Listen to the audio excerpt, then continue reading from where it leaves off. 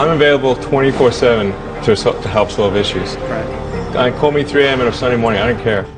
A cross-pollination of Thomas Edison and Tony Stark, Elon Musk. Were you a little naive when you thought I can easily build an electric car and a rocket? I didn't think it would be easy. Like I said, I thought they would probably fail.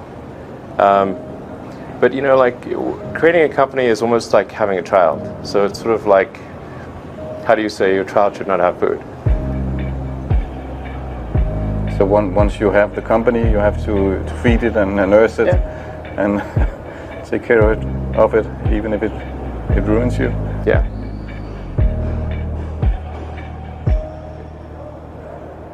But suppose there were some tough times in 2008, end of 2008. How did you get through that period of crisis? Yeah. Can we just break for a second? Sure, of course. Yeah. You want to wait a little while? Man, I sure hope it was worth it. Sure hope so. Pardon me? Sure hope it was worth it. It's everything. And I was borrowing money from friends to pay the rent. Well, I mean, Tesla really faced a severe threat of death due to the Model 3 production ramp. Essentially, the company was bleeding money like crazy, and just if we didn't solve these problems in a very short period of time, we would die. And it was extremely difficult to solve them. How close to death did you come? Within single-digit weeks. 22 hours a day, or like what? How many I hours? was working, so 7 days a week, sleeping in the factory. I worked in the paint shop, general assembly, body shop. You ever worry about yourself imploding? Like it's just too much? Absolutely. No one should put this many hours into work. This is not good.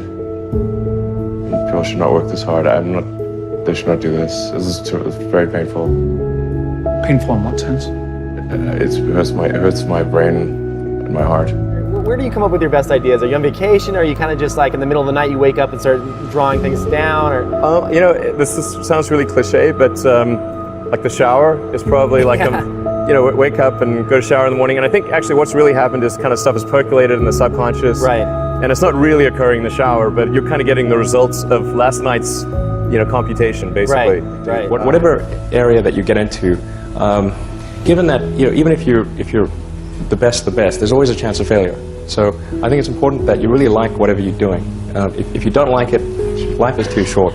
I'd say, also if you like what you're doing, you think about it even when you're not working. I mean, it's something that your mind is drawn to, and if you don't like it, you just really can't make it work, I think. When you had that third failure in a row, did you think, I need to pack this in? Never. Why not? I don't ever give up. I mean, I'd have to be dead or completely incapacitated. Starting a business, I'd say, number one is have a high pain threshold. That's it. There's a friend of mine who's got a good saying, which is that starting a company is like eating glass and staring into the abyss. Okay, that's generally what happens, because when you first start a company, there's lots of optimism and things are great, and then so happiness at first is high.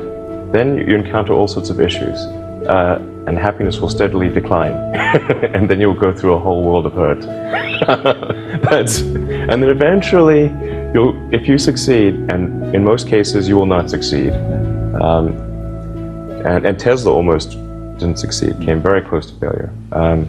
Then if you succeed, then after a long time you will finally get back to happiness. I think too is you got to make sure that whatever you're doing is a great product or service. It has to be really great. And I go back to what I was saying earlier, where if you're a new company, I mean, unless it's like some new industry or new market, that if it's an untapped market, then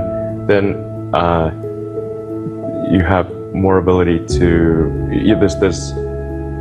the standard is lower for your product or service. But if you're entering anything where there's an existing marketplace against large entrenched competitors, then your product or service needs to be much better than theirs. It can't be a little bit better, because then you put yourself in the shoes of the consumer and they say, why would you buy it as a consumer? You're always going to buy the trusted brand unless there's a big difference.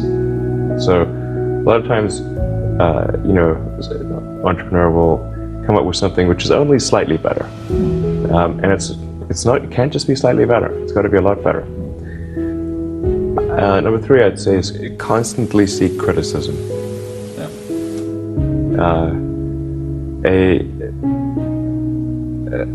A well thought out critique of whatever you're doing is as valuable as gold.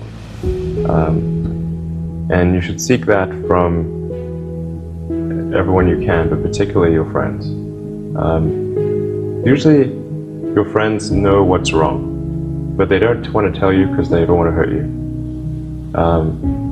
So lift you up, sort of. so they'll say, oh, I wouldn't encourage my friend, so I'm not going to tell him what I think is wrong with this product. Yeah. It doesn't mean your friends are right, but very often they are right. And you at least want to listen very carefully to what they say. And to everyone, if you're looking for, basically,